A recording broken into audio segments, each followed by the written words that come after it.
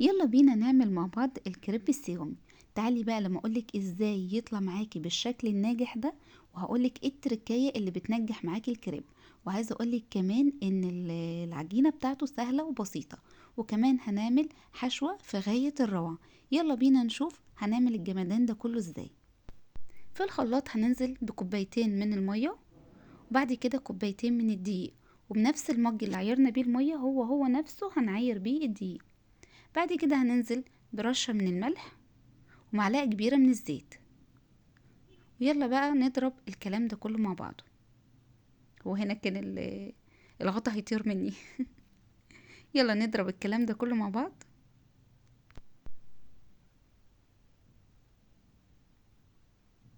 وبصوا بقى ده القوام المظبوط للكريب. بعد كده هصفيه، ولازم نصفيه، وبعد كده نغطيه ونحطه في التلاجة لمدة ساعة يرتاح. لازم الخطوة دي علشان خاطر الكريب يطلع معاكي ناجح. الحشو معايا عبارة عن بطاطس مقلية، معايا خضار مقطعة جوليان، بصل وفلفل الوان وطماطم وكزبرة خضراء. يلا بقى نشوف هنعمل ايه. طاسة على النار فيها زيت، هننزل بالبصل وهشوح البصل كده. مش عايزة اشوحه كتير، عايزاه برضو يبقى محتفظ بالقوام بتاعه، بالقرمشة بتاعته يعني مش عايزاه يدبل خالص. يعني مجرد ما هشوحه كده في الزيت، هنزل بعد كده على طول بالفلفل.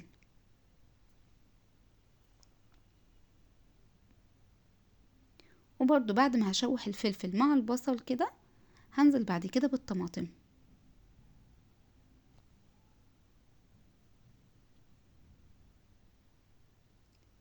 وبصوا بقى، اهم حاجة في الطماطم لما نيجي نقطعها، نشيل القلب بتاع الطماطم وناخد الجلد اللي من بره او لحم الطماطم بس، علشان ما يبقاش فيه اي صوص في الحشوة اللي معانا.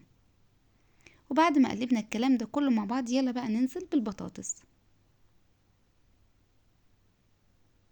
ونديلهم برضو تقليبة مع بعض.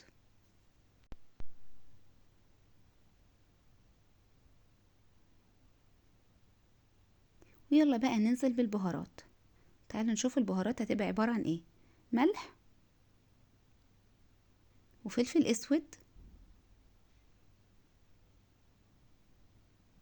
وكزبرة ناشفة والسبع بهارات. وبعد كده هنقلب الكلام برضو ده كله مع بعض. وبعد كده هنزل بمعلقة كده كبيرة من هريسة الشطة.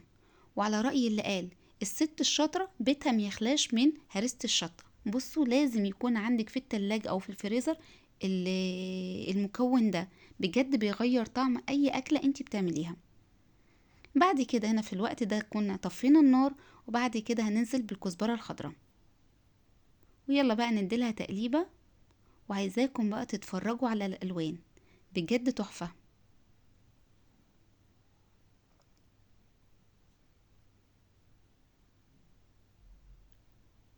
شايفين المنظر؟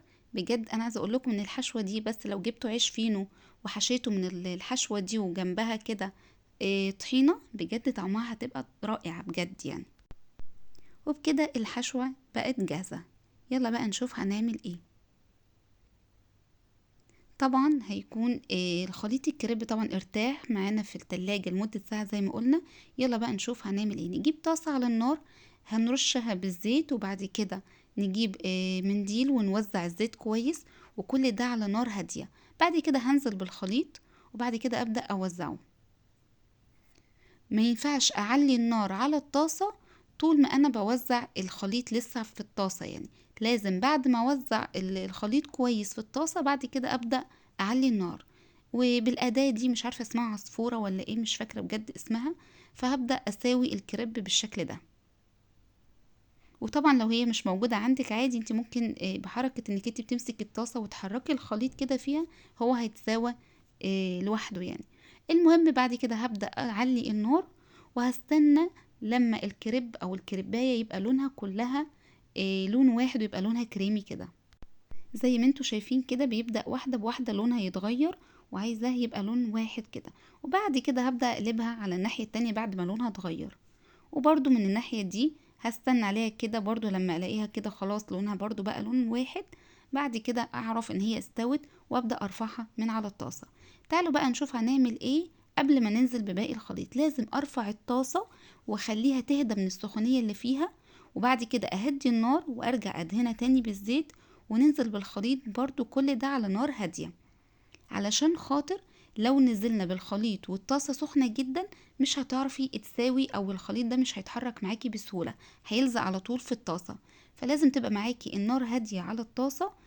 وبعد ما اساوي الخليط كويس او اساوي الكريب كويس، بعد كده ابدأ ارفع النار عليه.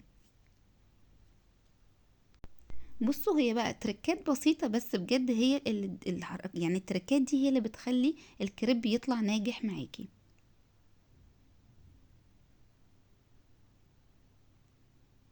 وبرضو بستنى لغاية ما لون الكريب او العجينة اللي على الطاسة لونها كلها يبقى لون واحد، ابدأ اقلبها على الناحية التانية. شايفين ازاي؟ هبدأ اقلبها بعد كده، ومفيش دقيقة وهبدأ ارفعها من على الطاسة.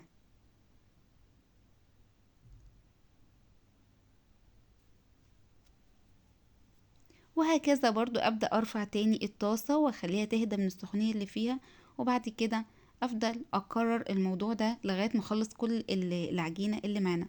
وده شكل الكريب، شايفين ازاي؟ شفاف، وبجد الكريباية متماسكة جدا وما اتقطعتش مننا ولا اي حاجة، بجد تحفة. يلا بقى نحضر سندوتشات الكريب اللي معانا. هنعمل هنا طبعا الحشوة اللي معانا اهي جاهزة، وجبنة موتزاريلا، وهقول لكم انا وبحشي ايه النوع اللي انا استخدمته، وتومية صيامي طبعا. وبرضو هقول لكم على الطريقة في فيديو لوحده ان شاء الله، فيديو قريب جدا هنزل لكم بالطريقة بتاعته.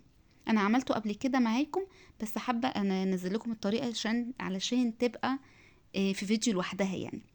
بصوا بقى في نص الكريباية كده بنزل بالحشو، وبعد كده بنزل بالتومية، وبعد كده جبنة موتزاريلا، وبعد كده هحط عليهم كاتشب.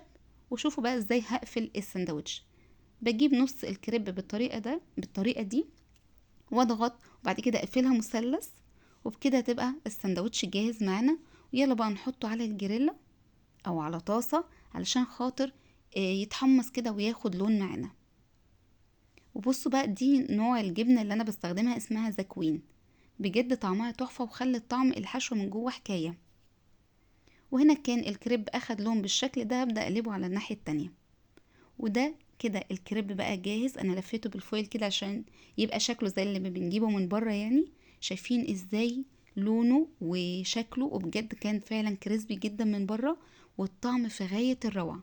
ده بقى طريقتي في الكريب، جربوها وعلى ضمانتي، وانا واثقه انها هتعجبكم. ولو الفيديو عجبكم ياريت لايك وشير وسبسكرايب للقناه وفولو لصفحه الفيسبوك. باي باي.